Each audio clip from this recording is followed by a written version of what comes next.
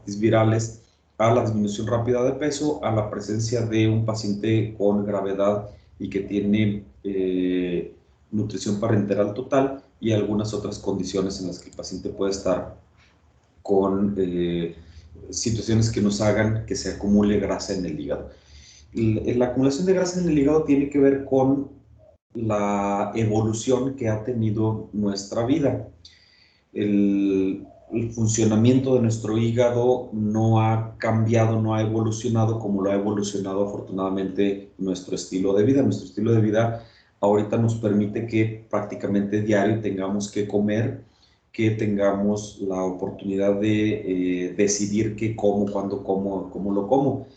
Pero nuestro hígado no ha evolucionado. Cuando éramos cazadores-recolectores, duraban las personas semanas incluso sin poder comer mientras andaban persiguiendo ahí un mamut o persiguiendo un venado para poder cazarlo y comer. Mientras que estaban en ese tiempo donde no había mucho que comer o había muy poco, el hígado tiene la capacidad de que cuando nosotros no comemos, ya cuando ya llevamos un periodo prolongado de ayuno, capta, cuando podemos comer algo, capta glucógeno, lo acumula 75 gramos de glucógeno en un adulto, pero como no lo puede guardar en forma de azúcar, de glucógeno, lo que hace es que lo guarda en forma de grasa y entonces ahí tenemos la situación de que se queda acumulado. Perdón, permítanme un momento.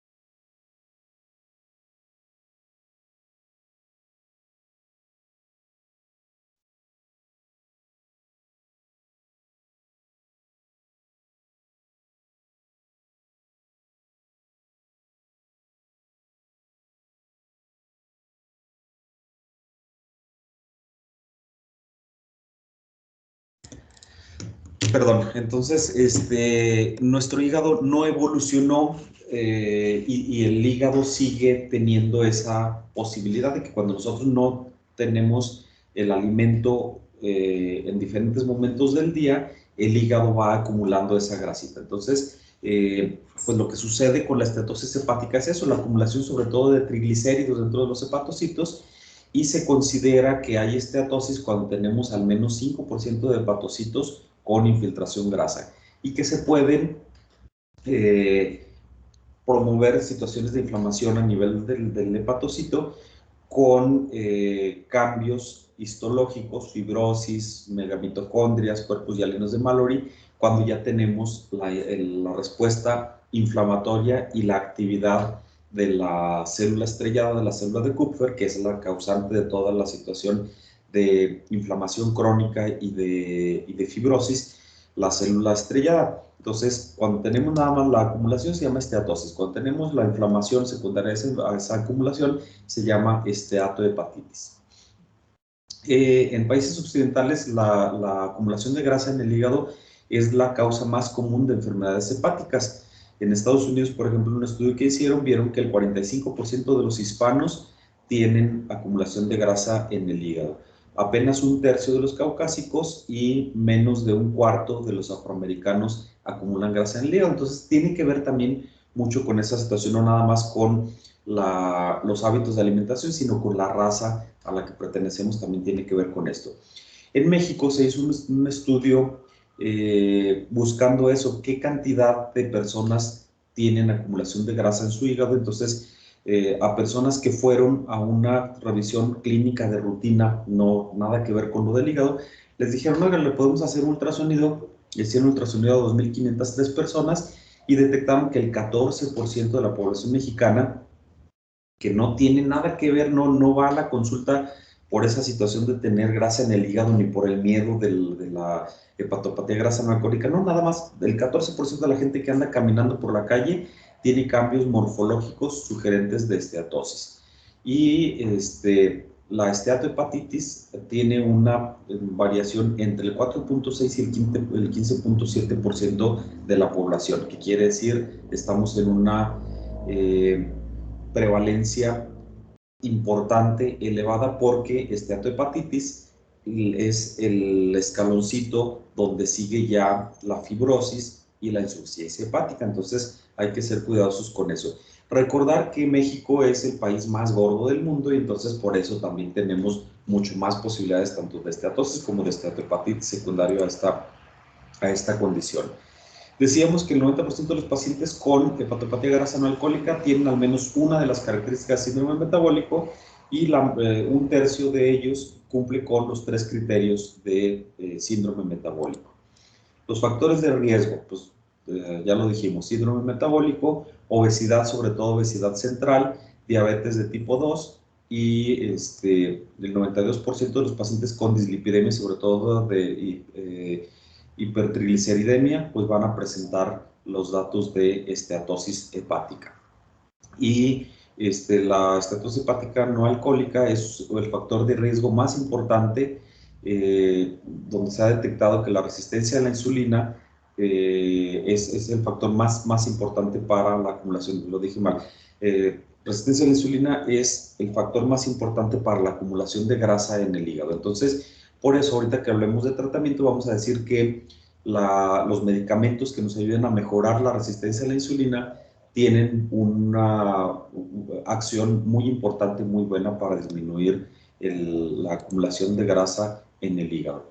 Para formas graves de esteatohepatitis y de esteatosis hepática no alcohólica, la resistencia a la insulina otra vez, las dislipidemias, el ser de origen hispano y la obesidad central tienen mucho que ver para esa forma de esteatohepatitis que migra pronto a cirrosis hepática y que se pueden ir a hepatocarcinoma. La cosa es que no se sabe por qué algunos individuos van a migrar rápidamente a esas condiciones. No se ha detectado hasta el momento, no se puede saber quiénes son los que tienen ese riesgo más elevado, cuáles sí van a brincar a esteatohepatitis y cuáles se van a ir hasta el hepatocarcinoma. ¿En quiénes debemos sospechar que tiene la hepatopatía grasa no alcohólica? Pues decíamos, en todos los pacientes con síndrome metabólico. Ya saben ustedes cuáles son las características del síndrome metabólico, ya saben ustedes cuáles son, que lleva su clase de síndrome metabólico, su taller de síndrome metabólico, y entonces allí es donde podemos ver los pacientes que lo tienen, es una condición para desarrollar esteatohepatitis y, bueno, esteatosis hepática. Los diabéticos de tipo 2 o los de tipo 1 que requieren grandes cantidades de insulina por esa resistencia a la que decíamos, que es el factor más importante. Los obesos, sobre todo los obesos de distribución central, y las dislipidemias, sobre todo la hipertrigliceridemia.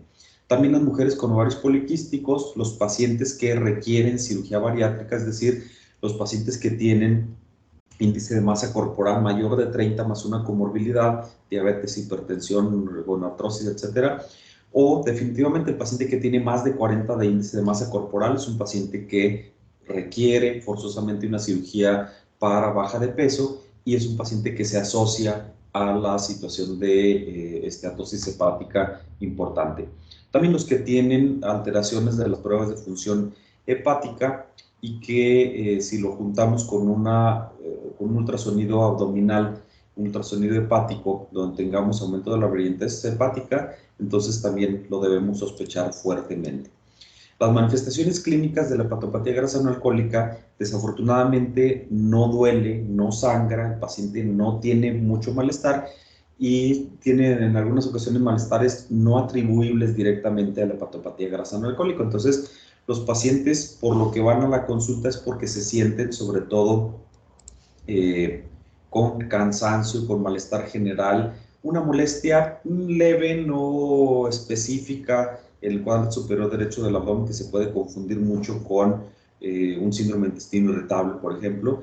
Pueden tener trastornos del sueño, hepatomegalia, y en algunos de ellos, los que ya tienen la situación de inflamación crónica, pues comienzan a tener los estigmas hepáticos, la ictericia, los cambios en la distribución del vello corporal, la disminución de la atroficidad de la eminencia tenar e hipotenar, etcétera, todos los datos de hepatopatía crónica.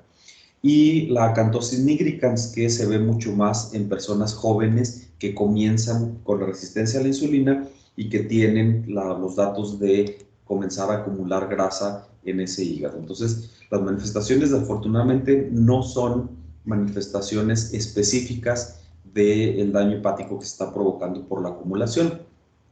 Pero cuando nosotros tenemos esos pacientes con esos factores de riesgo y que acuden a la consulta por estas situaciones, lo que tenemos que hacer es hacer unos exámenes de laboratorio con una biometría hemática, tenemos que hacer las pruebas de función hepática, la prueba de tolerancia a la glucosa cuando vemos al paciente que tiene la acantosis nigricans, siempre identificar qué tal grado tiene de resistencia a la insulina el paciente, y un ultrasonido hepático que nos ayuda también para esto. El ultrasonido nos permite identificar con el aumento de la cogenicidad, que es la brillantez del parénquima hepático, con borramiento de la pared de los vasos hepáticos y mayor atenuación acústica con poca visibilidad en la parte profunda del hígado y hacia el diafragma, que quiere decir que la onda llega y choca contra la grasa, se regresa, entonces no nos permite ver más allá. Tiene una especificidad del ultrasonido hasta el 97%, pero tiene un problema de que es operador dependiente, de que los 4 grados de esteatosis que hay en ultrasonido no son completamente bien definidos, y entonces el paciente puede tener un grado 2 para alguien y un grado 1 apenas para otro médico radiólogo que usted ve. Entonces tiene ese problema, pero nos permite sí hacer la diferenciación de un hígado normal y el hígado que tiene acumulación de grasa. Sin embargo, no nos permite hacer la diferencia entre la esteatosis nada más y la esteatohepatitis. No nos permite saber cuándo hay inflamación ya secundaria a esto, pero es un buen método, sobre todo de escrutinio general, para poder saber ya que el paciente tiene acumulación. La tomografía nos permite también identificar aumento de la densidad del parénquima hepático, nos permite ver también los cambios vasculares que se tienen en el hígado, y da una especificidad también del 90% y sensibilidad mayor al 90% también. Entonces se pueden utilizar cualquiera de los dos. La resonancia magnética tiene una ventaja, porque ya saben ustedes que la resonancia lo que hace es medir la cantidad de agua que hay en un tejido, y entonces nos permite identificar también la cantidad de contenido graso que tiene el hígado, pero pues bueno, es un método más costoso, menos accesible que el ultrasonido y que la tomografía. El estándar de oro para el diagnóstico sería la biopsia hepática. Sin embargo, no vamos a hacer biopsia hepática con todos los pacientes. La biopsia puede ser por punción o una biopsia tomada por cirugía, ya sea abierta o laparoscópica. Entonces, implica mucho más riesgo, implica posibilidades de sangrado, implica más situaciones complejas. Y recordemos que el paciente que ya tiene esteatohepatitis, por ejemplo, pues un paciente que puede tener ya algún grado de afección hepática importante, que puede repercutir en la síntesis de los factores de coagulación, y entonces la pura punción para tomar la biopsia nos puede hacer que el paciente tenga sangrados incoercibles y que tenga complicación secundaria a eso. Entonces, por eso no es tan común que hagamos biopsias hepáticas. Otra cosa es que el tomar una biopsia, aunque sea seguida por ultrasonido y se busca un sitio donde tengamos mucha brillantez hepática, nos permite evaluar apenas una parte de 50,000 partecitas de todo el hígado. Entonces ahí tenemos una muestra que puede ser no tan representativa de lo que está sucediendo en el resto del hígado. Pero cuando les pregunten a ustedes cuál es el estándar de oro, es la biopsia hepática. Sin embargo, hay algunos otros métodos, algunos scores que nos permiten, bueno, indicaciones de la biopsia. Aquí lo tenemos, es el único método que nos puede diferenciar entre esteatosis y esteatohepatitis,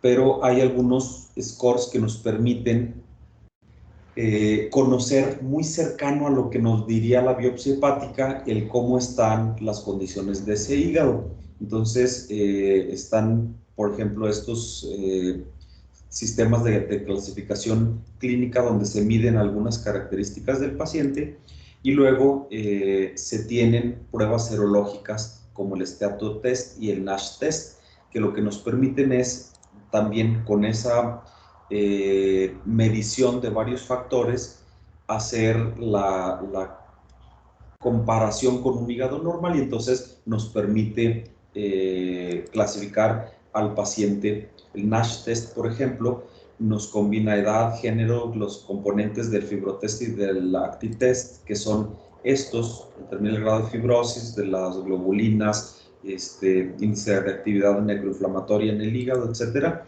Y entonces, al conjuntar todo esto con el peso, la talla, las aminotransferasas, la glucosa, la cantidad de triglicéridos y del colesterol que tiene el paciente, nos permite evaluar la especificidad para hepatopatía grasa no alcohólica y la posibilidad de inflamación que va teniendo el paciente. Y esto se hace nada más tomando una muestra de sangre más los otros datos de nuestro paciente. Entonces, con eso ya no tenemos que hacer biopsia hepática. Son caros, no se hacen aquí en un laboratorio, no pueden ustedes pedir en cualquier laboratorio, hazme el fibrotest y el NASH test. Se tienen que enviar a México para que se hagan, pero nos dan mayor seguridad en cuanto a comparación con la biopsia hepática. Entonces, es la posibilidad de definir eso. ¿Qué paciente nada más tiene acumulación y cuál tiene inflamación como consecuencia de esto? Y entonces viene también la pregunta, los pacientes de repente vienen a la consulta para decirnos, es que me hicieron un ultrasonido pensando en cualquier otra cosa, pero me dijeron que tengo acumulación de grasa en el hígado. ¿Qué medicamento debo tomar? La respuesta es ninguno. Lo que tiene que hacer es cambiar hábitos. ¿En quién debemos iniciar tratamiento? En todos los que tienen la hepatopatía grasa no alcohólica que tengan algún factor de riesgo. Ya dijimos, pues bueno, los factores de riesgo principales, obesidad, hiperlipidemia, hipertensión arterial, diabetes, resistencia a la insulina. Entonces, prácticamente todos tendrían que comenzar con algún tipo de tratamiento, pero afortunadamente no farmacológico en la mayoría de los pacientes. Los que tienen el diagnóstico comprobado de esteatohepatitis, allí sí vamos a utilizar tanto las medidas generales como medicamentos que nos ayuden a disminuir rápidamente la inflamación y que nos permitan frenar la progresión de la enfermedad. Los pacientes con hígado graso no alcohólico con alteración de las pruebas de función hepática sin otra causa de la alteración, y en aquellos que tienen cirrosis sin alguna otra causa de cirrosis, que no tienen infección por el virus B o por el virus C de la hepatitis, los pacientes que no tienen hábito alcohólico, los pacientes que no están en contacto con fármacos, en ellos también vamos a iniciar tratamiento para control de esa esteatosis hepática. Y el tratamiento, lo que está así completamente comprobado es que el ejercicio aeróbico es la medida mucho mejor que existe, más que los medicamentos, más que la dieta, más que cualquier otra cosa. El ejercicio aeróbico es lo que mejor ayuda a los pacientes. Nos ayuda a mejorar la resistencia a la insulina, nos ayuda a controlar de manera rápida la alteración que hay en los exámenes de laboratorio, e incluso con biopsias que se hacen al inicio y después de meses de estar con ejercicio aeróbico, cambian las características arquitectónicas del hígado y cambia la situación de inflamación. Entonces, el ejercicio aeróbico es lo más importante que debe hacer el paciente. Eso lo deben conocer ustedes y se lo tenemos que comentar al paciente para que esté atento a que no es como algunas otras enfermedades donde nada más hay que estar tomando medicamentos, porque hay algunos que dicen, no, pues es que me tomo el Orlistat, por ejemplo, para disminuir la cantidad de grasa que se absorbe, estoy con el control de lo de mi glucosa, pero dame otra pastilla que me ayude nada más a controlar lo del hígado. No, el paciente se tiene que activar, tiene que comenzar con ejercicio aeróbico. Entonces, el ejercicio y la dieta son los pilares del tratamiento. En el paciente obeso, la dieta y el ejercicio se recomiendan con la intención de bajar de peso, y en el paciente no obeso con acumulación de grasa en el hígado para mejorar el perfil metabólico y disminuir la cantidad de grasa que se está acumulando. Porque hay pacientes no obesos que tienen esteatosis hepática por los malos hábitos de alimentación, aquellos que desayunan a las 1, 2 de la tarde, no vuelven a comer hasta las 11 de la noche y ya no hay más alimento, y que tienen malos hábitos también de ejercicio y que su alimentación es rica en proteína y en grasa, aunque no sean obesos, Esos malos hábitos nos hacen que se tenga la acumulación de grasa en el hígado. No se sabe si la baja de peso solita pueda ser de utilidad, pero el ejercicio solo se tiene bien identificado que sí es muy benéfico para controlar la acumulación de grasa. Los medicamentos que sirven para bajar de peso, cualquiera, el que ustedes quieran de medicamentos que nos sirven para bajar de peso, no tienen un papel importantísimo como cosa inicial o como medida única para mejorar. Sin embargo, el paciente que cambia de hábitos de alimentación, que comienza a hacer ejercicios y le ayudamos con medicamentos para baja de peso, generalmente sí se motivan mucho más porque notan que están bajando de peso, que pueden hacer más cosas, entonces se pueden utilizar, pero no como medida inicial ni mucho menos como medida única. Los que ayudan a disminuir la esteatosis, pues bueno, tienen posibilidad, nos ayudan a disminuir la cantidad de grasa que hay, pero tampoco como medida única. Tienen que ir siempre acompañados de dieta, ejercicio y el control de la resistencia a la insulina. Hablando de resistencia a la insulina, ¿qué papel tienen todos estos? Pues sí, los medicamentos que nos ayudan a mejorar la sensibilidad a la insulina, sobre todo metformina, que fue donde comenzaron los estudios de todo esto, se sabe que mejoran la sensibilidad a la insulina y nos permiten disminuir tanto la cantidad de grasa que se acumula en el hígado como la inflamación que hay a nivel de los hepatocitos. Entonces, el control de la glicemia y sobre todo la coadyuvancia con los medicamentos que mejoran la sensibilidad son de buena, de buena utilización en este tipo de pacientes. Hay algunos otros medicamentos que inhiben la respuesta inflamatoria a citocinas, como pentoxifilina, como los sartán. Pentoxifilina no se recomienda demasiado, aunque ayuda a disminuir inflamación en algunos otros lugares, permite la llegada de sangre, son medicamentos hemorrológicos, pero no tampoco como medida única de tratamiento. Como coadyuvante se puede utilizar. Y el losartán, como inhibidor de la angiotensina 2, nos permite disminución de la expresión de las citocinas en el hígado y disminuye entonces la actividad de la célula de Kupffer y nos ayuda a disminuir la respuesta inflamatoria y por lo tanto la progresión hacia esteatohepatitis, o si ya se tiene la esteatohepatitis, la progresión hacia cirrosis y hacia hepatocarcinoma. Hay algunos otros, los pacientes de repente llegan y nos dicen, es que me dijeron que la vitamina E me va a ayudar, que adenosinmetionina, las estatinas. No hay estudios que los avalen completamente, pero si el paciente nos dice, aparte de la dieta, el ejercicio, el control de la glicemia y todo esto, me dijeron que me tome la vitamina E, ándele, tómesela una vez al día junto con el desayuno, y nada más durante un mes. Allí ser cuidadosos con eso, sí podemos decirle que consuma cualquiera de estos medicamentos, aunque sabemos que no le van a ayudar demasiado, pero permiten que el paciente se apegue un poco más a los otros medicamentos y sobre todo a la dieta y el ejercicio. Entonces podemos recomendarlos así con sus asegúnes.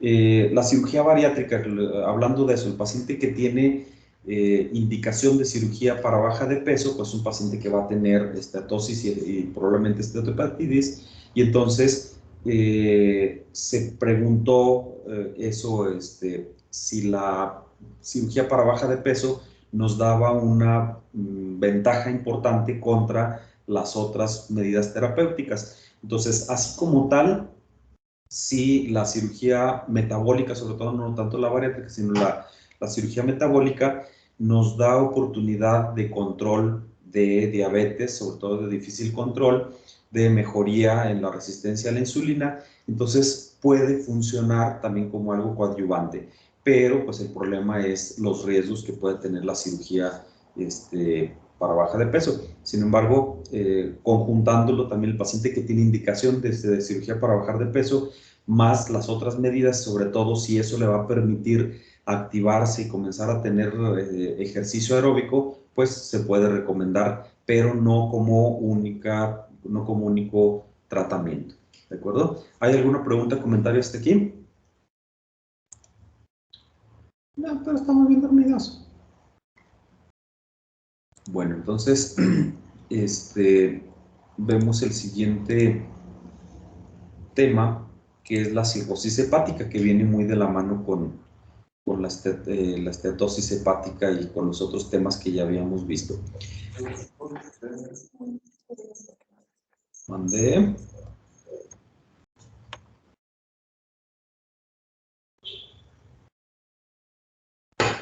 ¿Qué pasó, Luis? ¿Se activó nomás? ¿O había pregunta? Ok. Cirrosis. Cirrosis es la presencia de acumulación de fibroblastos entre los hepatocitos y luego, ya cuando hay inflamación importante y la acumulación de los fibroblastos, hay nódulos regenerativos rodeados por bandas fibrosas y eso lo que provoca es que los hepatocitos queden aislados y entonces deje de funcionar ese hígado. Hay muchas causas, pero sobre todo a nivel mundial, el consumo crónico y riesgoso de alcohol, más de 50 gramos por día, la infección crónica por virus B y C de la hepatitis y la presencia de hepatopatía grasa no alcohólica junto con síndrome metabólico son las tres causas principales de cirrosis hepática a nivel mundial. En México ahorita vamos a ver lo que sucede. Y entonces lo que sucede, lo que pasa aquí con el hígado, pues es que es una pérdida de la masa funcional de los hepatocitos que son sustituidos por tejido fibroso denso. Y esto pues depende del grado en el que vayamos teniendo la inflamación hepática y la acumulación de fibroblastos. La cirrosis hepática se puede dividir en cirrosis compensada y cirrosis descompensada. El paciente compensado es aquel que puede tener ya la cirrosis, ya la alteración, primero microscópica, si la lográramos ver, y luego también hay ocasiones donde ya vemos un hígado dañado macroscópicamente, pero que aún no presenta datos de insuficiencia hepática. La cosa es que se requiere la pérdida de entre el 80 y el 90% de la masa de hepatocitos y de la función de esos hepatocitos para manifestarse como insuficiencia hepática. Ese es el gran problema. La cosa está en que cuando ya se tiene esa pérdida del 80-90% de masa funcional de hepatocitos, realmente es el momento donde ya no hay punto de retorno hacia disminución de la inflamación y hacia recuperación de los hepatocitos. Aunque la gente dice que el hígado es el único órgano que se regenera, tienen cierta razón, pero no es que se regenere, no es como la cola de las lagartijas que les vuelve a salir completita, no, el hígado no vuelve a formarse un hígado nuevo. Cuando estamos antes de esa pérdida del 90%, del 80-90%, sí tenemos posibilidad de regenerar o de rescatar algunos hepatocitos si limitamos el daño y el paciente puede tener una evolución normal. Sin embargo, no es así como la gente dice de que ya dejo de tomar ahorita, dejo de tener la acumulación de grasa en el hígado y en poco tiempo se regenera, ya tengo un hígado bonito, otra vez así, suavecito, como lo conocen ustedes en anatomía. Y la cirrosis descompensada es cuando, aparte del daño histológico, ya tenemos repercusiones que pueden ser desde la hipertensión portal, y que esa hipertensión portal nos lleva hacia la acumulación de ascitis, hemorragias variceales, encefalopatía, ictericia y las alteraciones secundarias a todo esto con insuficiencia hepática secundaria. En México es uno de los principales problemas de salud, la insuficiencia hepática secundaria cirrosis, que representa la sexta causa de muerte y una de las principales 10 causas de hospitalización en nuestro país. Y el problema es que son hospitalizaciones recurrentes. El paciente mejora de repente un poquito y luego se va a su casa 2-3 días y regresa al hospital otra vez con los datos de ascitis, con la hemorragia, con la encefalopatía. Entonces son pacientes que se la pasan de la casa al hospital y del hospital a la casa muy frecuente. Las causas más comunes, decíamos, la cirrosis alcohólica es la más común, luego la secundaria a los virus de la hepatitis, luego la hepatopatía grasa no alcohólica y luego algunas otras donde hay trastornos autoinmunes, los medicamentos, etcétera, que nos provocan esto. Y lo que decíamos, se requiere hasta del 80-90% de pérdida de masa de hepatocitos para presentarse la fibrosis y luego la cirrosis hepática. Lo que sucede en la fisiopatología de esto es estrés oxidativo que nos lleva a disfunción. Cualquiera de las situaciones, el alcohol, los fármacos, las enfermedades autoinmunes, los virus, las enfermedades colestásicas, van a provocar que se active, decíamos, esta célula de Kupffer o célula estrellada. La presencia de esa activación nos lleva a la acumulación de fibroblastos a nivel del hígado y entonces esos fibroblastos se quedan primero alrededor de los hepatocitos y luego los sustituyen. Tienen la situación de que los hepatocitos se van muriendo y son sustituidos por la respuesta fibrosa que va teniendo el hígado. Los factores de riesgo, decíamos, la hepatitis C crónica, el consumo de alcohol y la esteatopatitis no alcohólica son factores de riesgo importantes. Y en México, los varones mexicanos, el consumo riesgoso de alcohol es uno de los factores más importantes de riesgo para padecerlo. Y en las mujeres, sobre todo el origen infeccioso, más con el virus de la hepatitis C, es el mayor factor de riesgo que se tiene. Los signos y los síntomas de la insuficiencia hepática y de la cirrosis, sobre todo primero cirrosis y luego ya la insuficiencia, puede ser lo mismo. Comenzamos con situaciones asintomáticas donde el paciente tiene eso, la pérdida de peso, puede tener disminución de la vitalidad, se siente cansado, como que le duele la cabeza, como que cosas así poco objetivas hacia una enfermedad en particular, pero cuando tenemos los factores de riesgo tenemos que sospechar que ese paciente está con esa falta de vitalidad, no porque le falte vitamina B, no porque tenga alguna otra cosa, sino porque puede estar ya con un hígado que está dañado. Cuando tenemos la cirrosis descompensada, pues entonces el paciente comienza con ascitis, con hemorragia variceal y luego con los datos de encefalopatía hepática y todos los estigmas hepáticos que se puedan tener. Cuando nosotros ya detectamos que el paciente tiene la cirrosis, entonces tenemos que clasificarlo con esta escala de Child-Pugh, donde medimos algunos parámetros como ascitis, bilirrubina, albúminas, tiempos de coagulación y la presencia o no de encefalopatía. Y entonces con esto lo que hacemos es que damos puntajes. Si el paciente tiene 15 puntos, por ejemplo, de acuerdo a las características que se van teniendo, se va haciendo el puntaje y tenemos esto. El paciente que tiene 15 puntos es un paciente que al año tiene una sobrevida del 45% y a los 2 años apenas del 35%.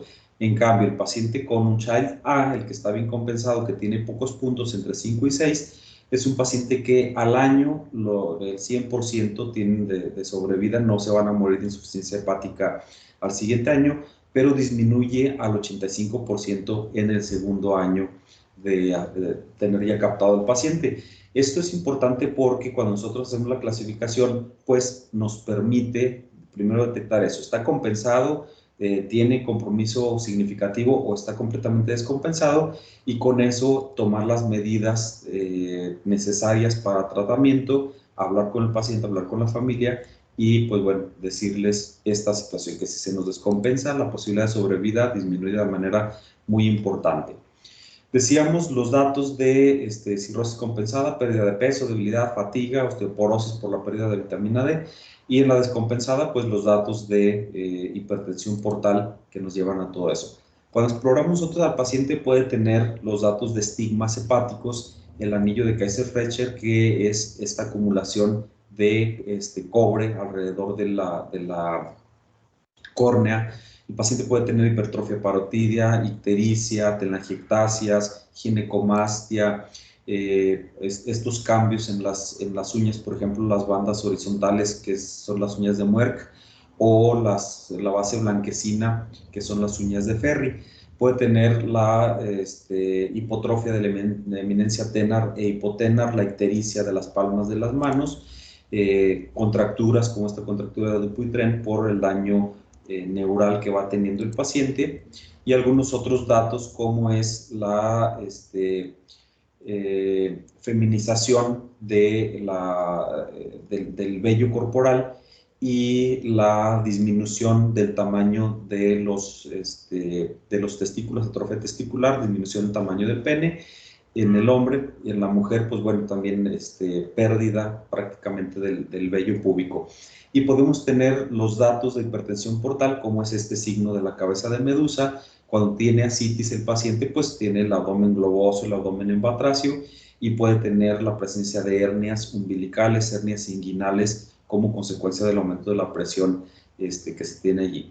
Esplenomegalia, la mayoría de los pacientes que tienen alteración en la función hepática comienzan a hacer, en los exámenes de laboratorio, comienzan a tener anemia con trombocitopenia, y en el ultrasonido vamos a tener el hígado pequeño, la acumulación de líquido acítico dentro del abdomen y un crecimiento del vaso.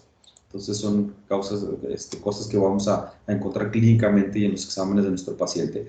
En la exploración del tórax podemos encontrar este soplo de Curbelier, el hedor hepaticus, la encefalopatía, que nos habla de alteraciones en la sensopercepción. El paciente viene también, lo trae a veces la familia, y lo traen porque está enojado, porque está alterado de lo mental, que es parte de la encefalopatía. Se le olvidan las cosas, se enoja fácilmente, y puede tener, cuando le buscamos algunos datos de hiperreflexia o al revés, disminución de los reflejos, y asterixis, ese temblor fino. Le damos una hoja que se la ponga el paciente en la mano y comienza a temblar así finito la mano.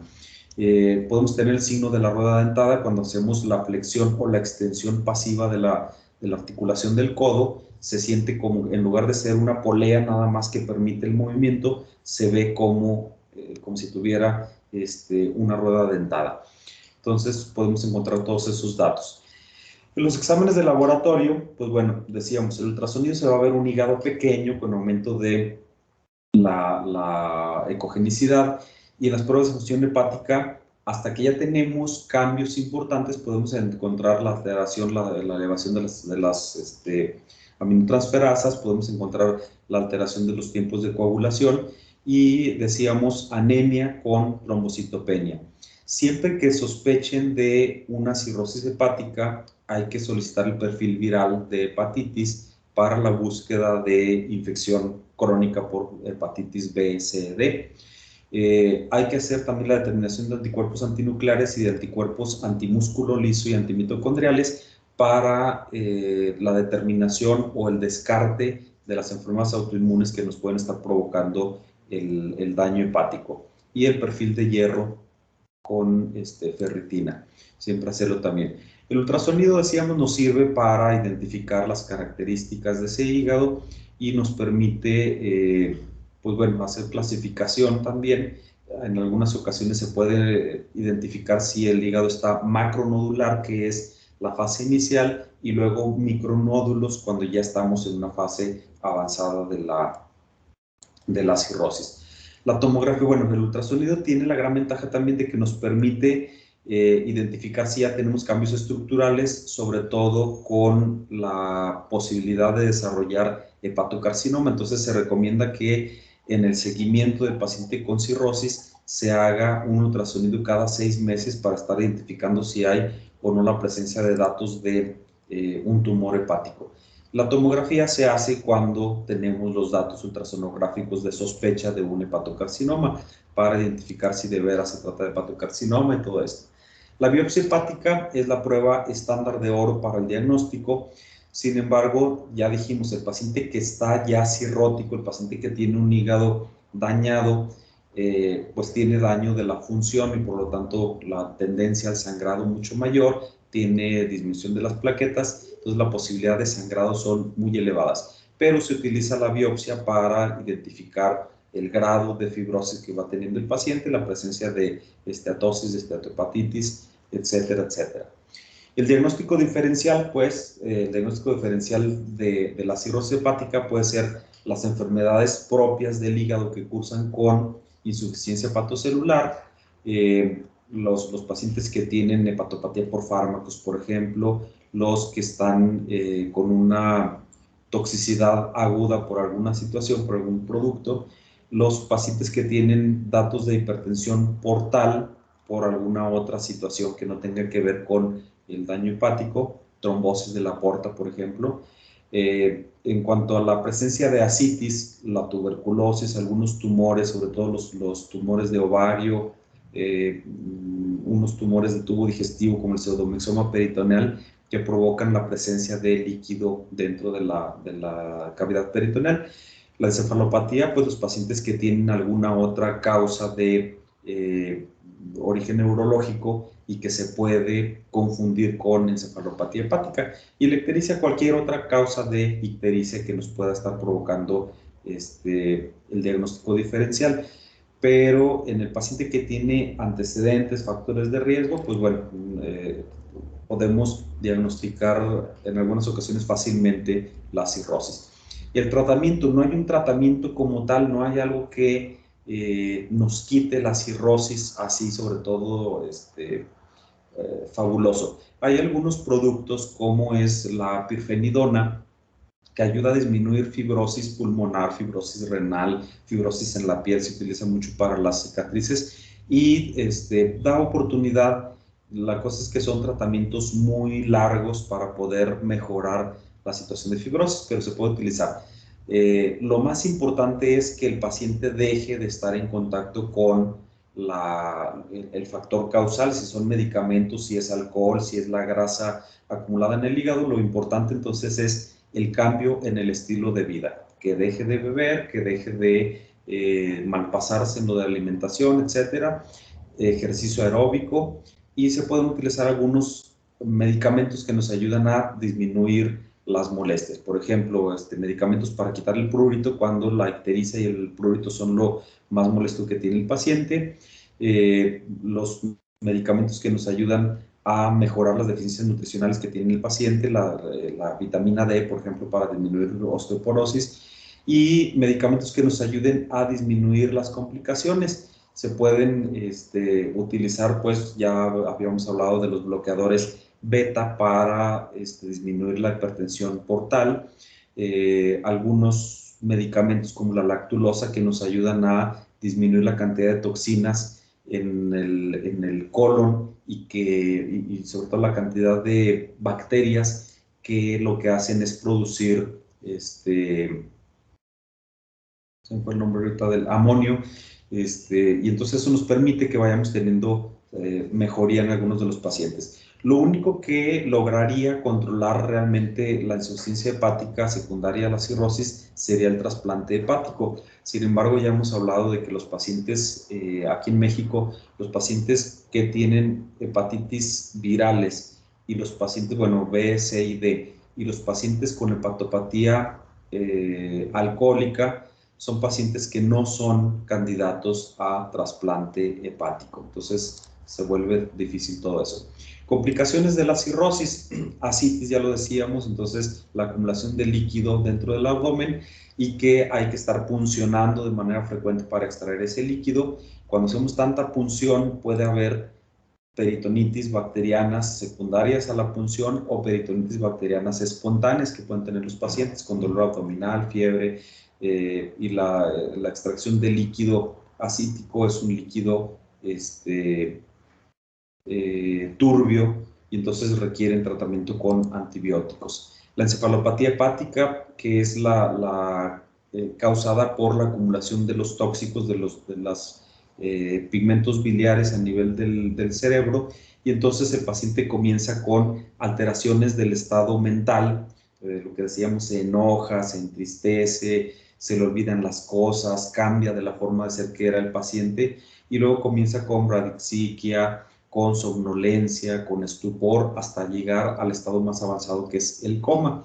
Entonces, allí lo que se hace para la encefalopatía hepática, pues disminuir la cantidad de bilirrubinas que tiene el paciente y disminuir, utilizar todas las medidas antiamonio, que son eh, la lactulosa, los antibióticos de acción intraluminal en el colon y algunos medicamentos como la L-ornitina y el aspartato que nos ayudan a mejorar de manera importante la función del hígado cuando el paciente ya tiene todas estas manifestaciones.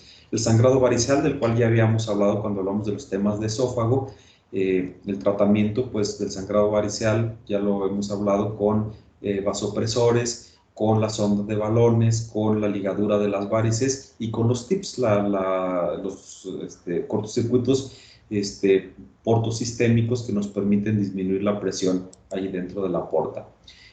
Otra de las complicaciones es el síndrome hepatorrenal, donde tenemos la disfunción del riñón como consecuencia de la alteración hepática que va teniendo nuestro paciente y que tiene una mortalidad muy elevada, mayor del 50%, cuando el paciente tiene la descompensación hepática que repercute en la función renal.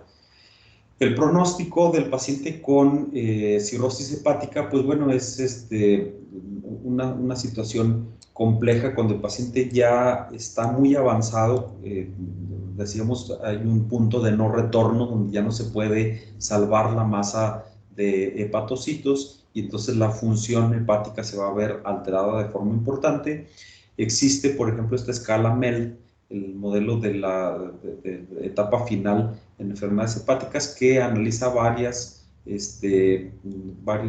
cosas y entonces nos permite saber cómo le va a ir al paciente, sobre todo en el corto plazo. Entonces, la mayoría de nuestros pacientes tienen, con insuficiencias hepáticas, tienen riesgos elevados de sangrado, de otras complicaciones, entonces nos lleva a complicación importante. Realmente la posibilidad de mejoría es baja en la mayoría de nuestros pacientes. Como conclusión del tema, la cirrosis hepática es la consecuencia de múltiples enfermedades que afectan al hígado, sobre todo la hepatopatía grasa no alcohólica, la hepatopatía alcohólica y las infecciones por los virus B, C y D de la hepatitis. Es un proceso dinámico y entonces hay que saber diferenciarlo desde el inicio, desde etapas iniciales, para poder actuar con dieta, ejercicio, medicamentos, disminución del consumo de alcohol, de medicamentos, el control de las enfermedades infecciosas para evitar la progresión. En la etapa descompensada, pues el paciente tiene todas las situaciones de complicación donde debemos actuar para disminuir esas posibilidades de complicaciones de muerte en nuestro paciente. La biopsia hepática es el estándar de oro, pero no se hace en todos los pacientes.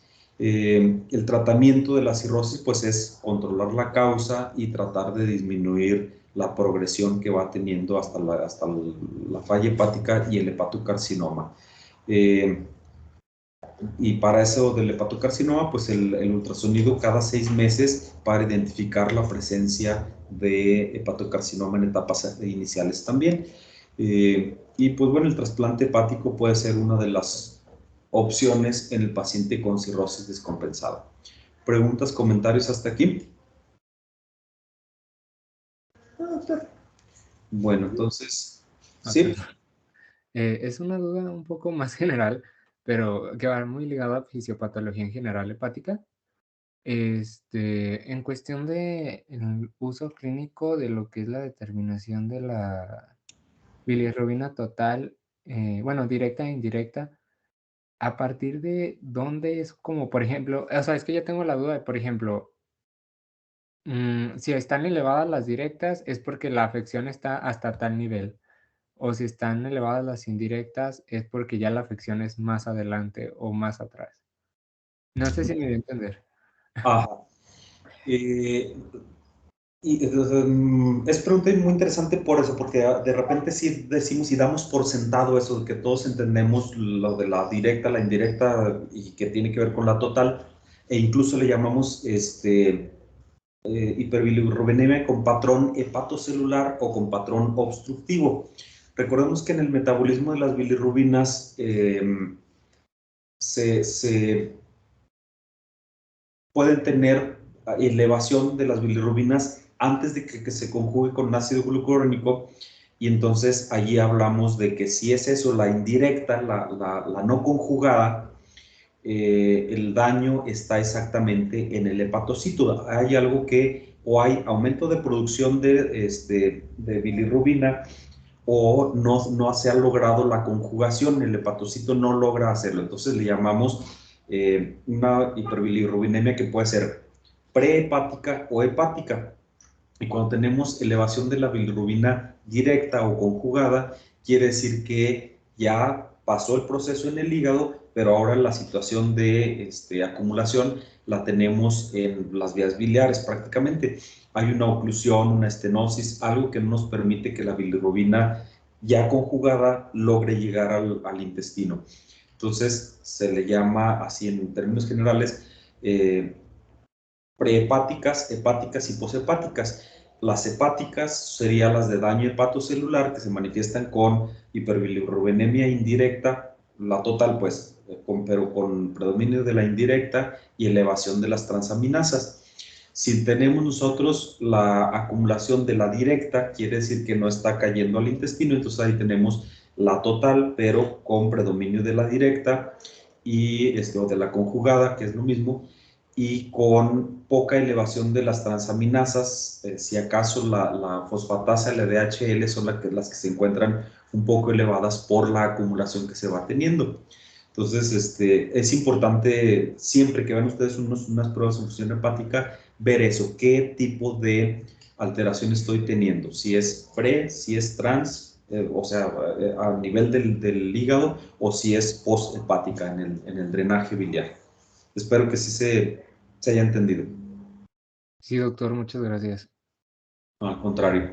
Es un tema interesante las hiperbilirubinemias. De hecho, pues sí es así grandísimo y están, por ejemplo, los síndromes de Rotor, de Dubin-Johnson, de Krieger-Najar tipo 1 y 2, que son situaciones de hiperbilirubinemias hepáticas.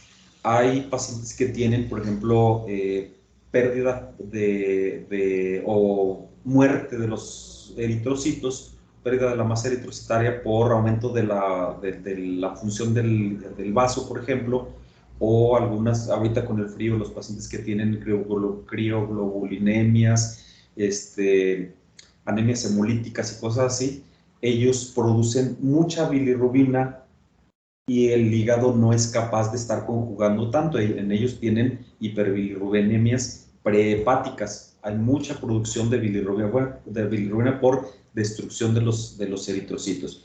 Otra es el daño hepatocelular y otra es el problema que tenemos en el drenaje. Entonces, por eso pues es interesante allí leer bien la fisiología primero del hígado y luego la fisiopatología de las hiperbilirrubinemias.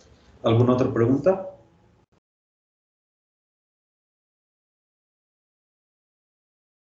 Nariz. Bueno, entonces con esto terminamos pues ya nuestro temario de gastro.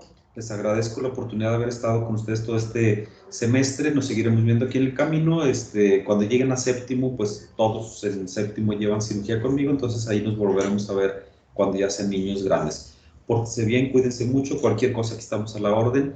Y pues bueno, síganse cuidando muchísimo para que logremos regresar a las prácticas clínicas de la mejor manera. Cualquier cosa que estoy a la orden. Muchas gracias, doctor. Muchas gracias, doctor. Gracias, doctor. Gracias, doctor. Adiós. Gracias, doctor. Muchas gracias, doctor. Gracias, doctor. No se enojen porque todos tienen 8, ¿eh?